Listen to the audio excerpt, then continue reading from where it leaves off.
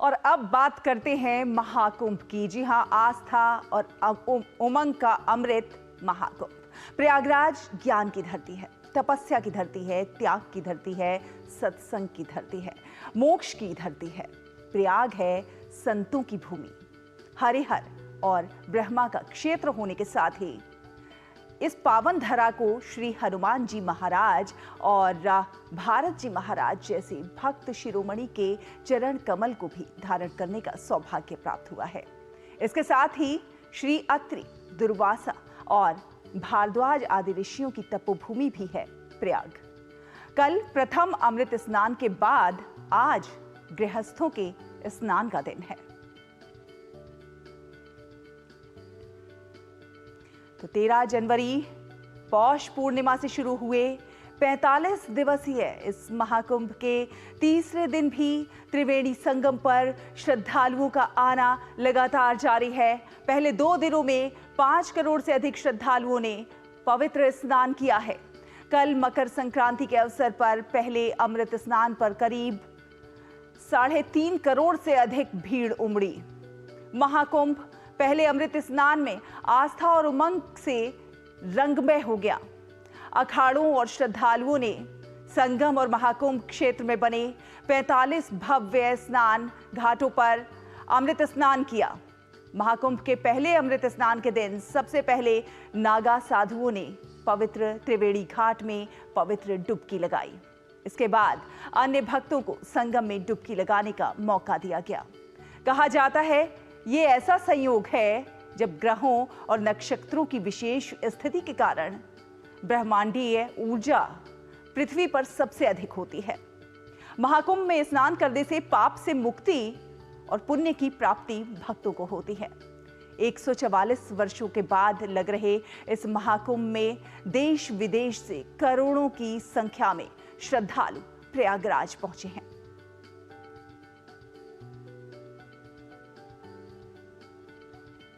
तो अमृत स्नान के भव्य दिव्य दृश्य को और भी ज्यादा मनमोहक और खूबसूरत बनाने के लिए उत्तर प्रदेश के मुख्यमंत्री योगी आदित्यनाथ ने श्रद्धालुओं पर हेलीकॉप्टर से पुष्प वर्षा कराई।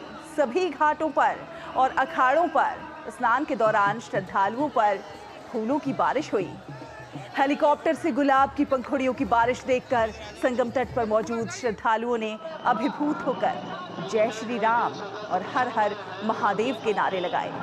पुष्प वर्षा को लेकर योगी सरकार के निर्देश पर उद्यान विभाग ने पिछले काफी समय से इसकी तैयारी करी थी। इसके लिए गुलाब की पंखुड़ियों की खास तौर पर व्यवस्था की गई थी। उद्यान विभाग की ओर से महाकुंभ के शुरू के 2 दिनों के लिए 40 क्विंटल से अधिक मात्रा में गुलाब के फूलों का स्टॉक जमा किया गया था।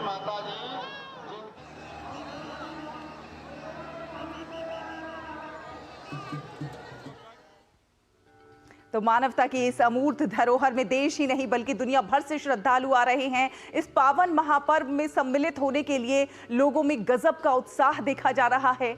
मन में श्रद्धा सहेजे श्रद्धालु गंगा और यमुना के संगम में पवित्र जल में स्नान कर रहे हैं। महाकुंभ पर आपको दिखाते हैं हमारे संवाददाता अश्विनी की ये खास रिपोर्ट। यह कलकल छल छल बहती क्या कहती गंगा धारा, युग युग से बहता आता यह पुण्य प्रवाह हमारा। और यह पुण्य प्रवाह त्रिवेणी का है, जहां पर विश्व का सबसे बड़ा मानव समागम हुआ है और दुनिया साक्षी बन रही है मानवता की अमूर्त धरोहर महाकुंभ महापर्व का। अद्भुत विहंगम दृश्य इस पूरे के पूरे संगम क्षेत्र का, जहां पर करोड़ों की संख्या में श्रद्धालुओं ने संगम में त्रिवेणी में डुबकी लगाई। यहां पर जाति भात का भेद टूट जाता है, सारी बेड़ियां त्रिवेणी में आकर टूट जाती हैं और प्रयागराज में कुंभ के बनाए पुराने कीर्तिमान भी टूट रहे हैं। देख सकते हैं कि किस तरीके से चाहे जल मार्ग हो, चाहे वायु मार्ग हो, चाहे स्थल मार्ग हो, लोग चले आ रहे हैं, पैदल चले आ रहे हैं इस बेला क्षेत्र में प्रवेश करने के लिए, गंगा में अवगाहन करने का, त्रिवेणी में स्नान करने का। दान, स्नान और पुण्य कमाना ही महापर्व का ये प्रमुख आयोजन होता है। सनातन संस्कृति की सभी धाराएं आकर यहाँ त्रिवेणी में जब समाहित होती हैं महाकुंभ के अवसर पर, पूरी दुनिया अचंभित होकर देखती है कि कैसे करोड़ों करोड़ों की संख्या में श्रद्धालु अनुशासित तरीके से आते हैं, मर्यादित तरीके से आते हैं, स्नान करके चले जाते हैं। सनातन संस्कृति की विविध धाराएं यहाँ मिलती हैं, सनातन संस्कृति के विविध रंग यहाँ दिखते हैं, सनातन संस्कृति का संपूर्ण समागम यहाँ होता है। सुरक्षा के अभूतपूर्व इंतजाम किए गए हैं। जल, थल और नभ से नजर रखी जा रही है। हेलीकॉप्टर से अगर पुष्प वर्षा हो रही तो सीसीटीवी चप्पे चप्पे पर लगे हैं और हर एक हरकत पर नजर रखी जा रही है इस पूरे आयोजन को निर्विघ्न संपन्न करने के लिए। ये सनातन की शाश्वत धारा है, अजस्र धारा है जो शाश्वत काल से बहती आ रही है और अनंत काल तक ये बहती रहेगी। इस धारा में कितने ही वीरों की राख बही है, इस धारा में कितने ही ऋषियों ने शरण गही है, इस धारा की गोदी में खेला इतिहास हमारा। यह कल कल छल छल बहती क्या कहती गंगा धारा, युग युग से बहता आता यह पुण्य प्रवाह हमारा। और त्रिवेणी तट पर पहुंचने पर बरबस लोग बोल उठते हैं गंगा मैया की जय, लोग बरबस बोल उठते हैं त्रिवेणी तीर्थराज की जय। तो निश्चित तौर से ये नयनाभिराम विहंगम दृश्य पूरी दुनिया को आकर्षित करते हैं और महाकुंभ के महापर्व के साक्षी बनने का आमंत्रण भी देते हैं। अपने कैमरामैन रमाकांत और सहयोगी आरके के साथ अश्विनी कुमार मिश्र, डीडी न्यूज, तीर्थराज नगरी, प्रयाग। और क्या है महाकुंभ का महत्व समझने के लिए चलते हैं हमारे संवाददाता अजय मिश्र के पास। सुप्रभात अजय। अजय, कल हमने देखा प्रथम अमृत स्नान के अवसर पर किस प्रकार से आस्था और उमंग का अमृत छलका। हमने देखा दिव्य और भव्य नजारे। आज गृहस्थों के स्नान का दिन है, क्या कुछ है इसका महत्व और किस प्रकार की है वहां पे नजारे? शैला जी, प्रयागराज की पवित्र धरा से मैं आपको प्रणाम करता हूं, क्योंकि भारतवर्ष के बारे में कहा जाता है कि ये धरती है ये धरती वो जहां ऋषि मुनि जपते प्रभु नाम की माला, जहां हर बालक एक मोहन है और राधा एक बाला, जहां सूरज सबसे पहले आकर डाले अपना फेरा, डाले अपना डेरा, वो भारत देश है मेरा। और इस भारत देश के हम निवासी होने की वजह से अत्यंत सौभाग्यशाली हैं कि सूर्य भगवान की किरणें तो संपूर्ण विश्व पर एक ही जैसी पड़ती हैं, लेकिन भगवान सूर्य की बेटी केवल यमुना जी केवल प्रयागराज में है। भगवान सूर्य के वंश में केवल और केवल राम का अवतार होता है, इसलिए मेरा भारत महान हो जाता है। सभी लोग तर्क देते हैं, लेकिन मैं प्रयास करूंगा। अश्विनी भैया की तरह मैं शब्द विन्यास तो उतने अच्छे शब्दों का नहीं कर सकता, मैं उनका छोटा भाई हूं, लेकिन मैं प्रयास करूंगा उन्होंने जो इतनी जबरदस्त रिपोर्टिंग की उसको थोड़ा सा आगे बढ़ाने की। ये आज दूसरा दिन है, गृहस्थों का स्नान आज शुरू हो गया है। संतों के चरणों से जो चरणामृत निकला है, उसके बाद कल जो त्रिवेणी पर गंगा यमुना मां सरस्वती की त्रिवेणी पवित्र हुई है, संतों को स्नान कराने के बाद उसी पवित्र जल में आज गृहस्थ मज्जन करेंगे और अजस्र अनादि अनंत पुण्य के भागी अपने आप को बनाएंगे। आपने शुरुआत में कहा था कि ये यहाँ पर भक्त प्रवर हनुमान जी और भरत के यहाँ पर चरण पड़े। देखिए शैला, समझना होगा ये त्रिवेणी का मर्म और रहस्य मैं आपको जो बताने जा रहा हूं बहुत ही ध्यान से आपको सुनना चाहिए। त्रिवेणी केवल गंगा यमुना और सरस्वती की त्रिवेणी नहीं है, ये ज्ञान वैराग्य और भक्ति की भी त्रिवेणी है। बिल्कुल। यहाँ पर इस भारतवर्ष का नाम इसीलिए पड़ा क्योंकि यहाँ पर 3 भरत हुए। एक जो प्रथम तीर्थंकर माने जाते हैं हमारे जैन धर्म में, और हमारे सनातन धर्म में वो अवतार माने जाते हैं ऋषभ देव जी के पुत्र, उनका नाम था जड़ भरत, जो महान ऋषि हुए और नेपाल में गलेश्वर महादेव के पास उनका आश्रम अभी भी है। जड़ भरत जी हुए। दूसरे भरत हुए श्री रामचंद्र जी के छोटे भाई भरत मुनि, जो कि यहाँ पर पधारे और राम जी भी यहाँ पधारे और चित्रकूट जाते समय यहाँ पर भारद्वाज ऋषि के आश्रम में दोनों भाइयों ने सत्संग किया। तीसरे भरत हुए दुष्यंत और कौशल्या के पुत्र भरत। इन्हीं तीनों भरत के नाम पर मेरे इस पवित्र देश का नाम पड़ा है भारत, जो पहले तो आर्यवर्त के नाम से जाना जाता था। तो यहाँ पर जिस तरह से भरत यानी भक्त 3 हुए, उसी तरह से भगवान भी 3 रूपों में आए। राम की अगर मैं बात करूं तो राम, बलराम और परशुराम, ये जब तीनों राम एक साथ मिलते हैं तभी हमारा ये भारतवर्ष राममय होता है। तो ये भक्तों और भगवान के मिलन की घड़ी है, ये संतों और भक्तों के मिलन की घड़ी है। संत भगवान के स्नान के बाद आज गृहस्थों के स्नान की बारी है। बिल्कुल अजय, कहते हैं कि जो धर्मात्मा प्रयाग, पुष्कर और कुरुक्षेत्र में स्नान करता है वो परम धाम को प्राप्त करता है। प्रयागराज में हम देख रहे हैं कि इस समय पूरी दुनिया समाई हुई है कहीं ना कहीं। संगम के तट पर साधु सन्यासी तो हैं ही, हम आप जैसे आम लोग भी हैं जो कि ईश्वर में तल्लीन हैं, आस्था की एक बूंद को प्राप्त करने के लिए।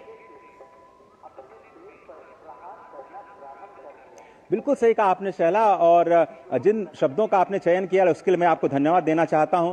और कहा गया है कि ग्रहाणाम च यथा सूर्यो नक्षत्राणाम यथा शशि, यानी ग्रहों में जैसे सूर्य भगवान सर्वश्रेष्ठ हैं और नक्षत्रों में चंद्रमा सर्वश्रेष्ठ स्थान रखता है। तीर्थानाम उत्तमम तीर्थम प्रयागाख्यानुमत्तमम, यानी तीर्थों में प्रयाग सबसे उत्तम तीर्थ माना गया है।